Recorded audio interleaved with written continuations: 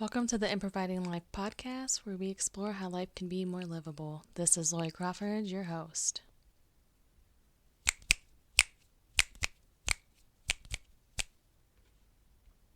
Welcome back, everybody. It is episode 12, but the first episode of season 2. Whoop, whoop, whoop.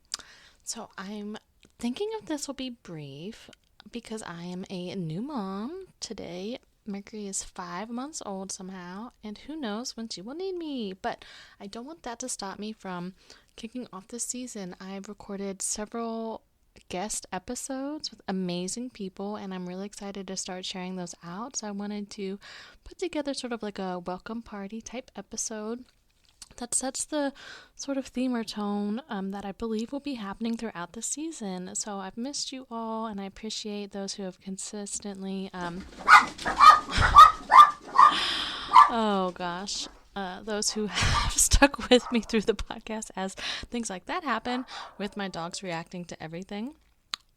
Yes, there's a fire truck going by, so I'm sure you missed that. Oh, and now Teddy's howling. But that's what's been happening for 5 months. I have been holding a baby as she sleeps, praying that the fire truck doesn't go by so the dogs don't wake her up. Luckily, she sleeps through most things, but at the same time, like, who can sleep through all of that, right?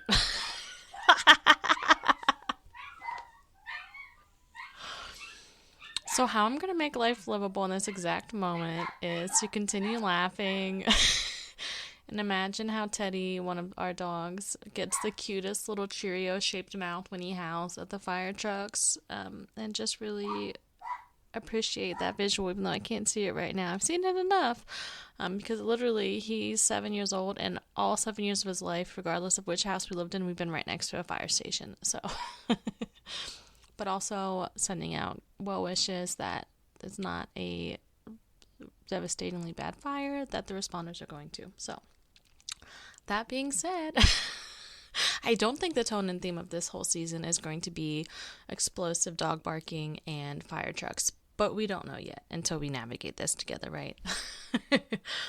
But what I will share out is that I really wanted to spend time talking about something that I feel is an undercurrent in not only my work, but my practices in all areas of my life, and that's the control to connection pivot.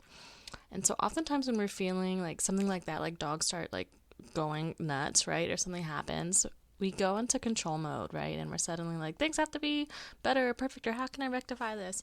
And suddenly, sort of the story that gets wrapped around that moment of when the dogs were barking ends up being much longer than the actual event, right? Where alternatively, if we're able to connect to what's happening and see like, okay, I understand that's a loud sound for them. They are alarmed. They don't know what's happening. The only way they can express their shock or whatever they're experiencing is barking. Right? That allows me to just like giggle, imagine Teddy's mouth being really cute, and let that be like the 30 seconds to a minute actual like happening that it was, instead of now having a 45-minute like what the fuck moment that I wasn't able to control the situation, right? And that practice is something that I've been really using in parenthood so much, right? The moments where it's like, oh, I thought Mercury would be taking a longer nap. Hey, Mare. Oh, she's coming up. Perfect timing. And then like, oh, that means I can't write for my day job right now. Like, instead of trying to control that, I'm able to connect and be like, okay, cool. What's the reality right now? What actually is accessible? And so I'm hoping that this type of theme, there's a baby coming in here. And she just started playing peekaboo. Hello. Is that mama's? Is that mama's? She's still waking up. She's like, who are you, lady? That theme can be something that we, as dogs run on baby toys, explore this season. So will it be as chaotic as this brief intro? Who knows, it might be, but I just wanted to share out to this big permission slip for you to yes, and that feeling of control and wishing you're in control, normalizing it. You're human. You've been raised to feel like you have to be in control. You're an adult, right? Get your shit together. Like, we're not going to have that type of season. What we are going to do is be addressing like, yes, we've been told we should have our shit together as adults. And also, there's way more shit in the world happening than one adult could ever have a grasp on. So what if we practice grace?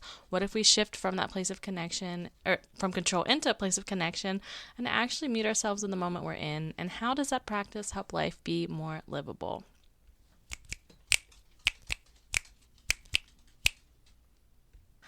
All right. Thank you for this super brief, loud, chaotic as fuck episode. Next week, we're going to be sharing a session with Sarah Steckler of the Mindful Productivity blog. And if you already want to look, you can check her out on Instagram at Mindful Productivity blog.